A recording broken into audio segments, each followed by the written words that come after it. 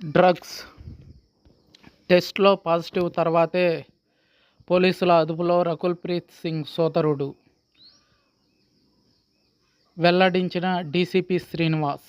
Drugs కేసులో ప్రముఖ choreographer కూడా ఉన్నారని డీసీపీ శ్రీనివాస్ తెలిపారు. హైదర్షా కోటిలో రైడ్ చేసి 5గురిని అరెస్టు చేశామన్నారు. డ్రగ్స్ గ్యాంగుకు కీలక సూత్రధారి యకూబా సుజీ అని తెలిపారు.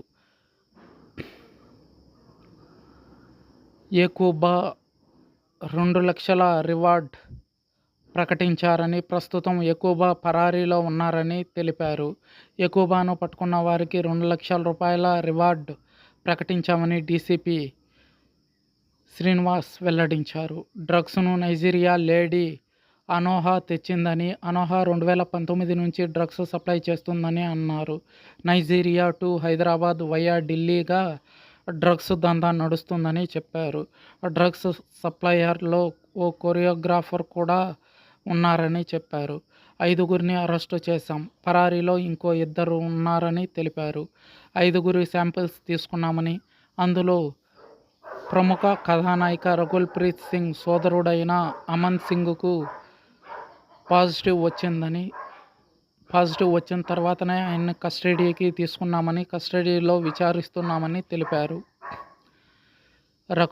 హీరోయిన్ అయిన రకుల్ ప్రీత్ సోదరుడు అమన్ సింగ్ డ్రగ్స్ తీసుకున్నాడని తెలిపారు డీసీపీ శ్రీనివాస్.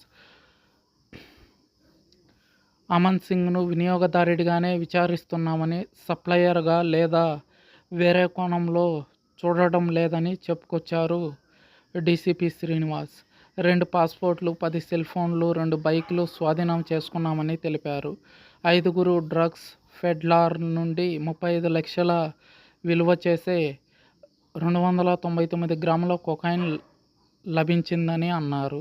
6 నెలల్లో 30 మంది వీఐపీ కస్టమర్స్కి కొకైన్ సరఫరా చేశారని విచారణలో తెలిసిందన్నారు డీసీపీ.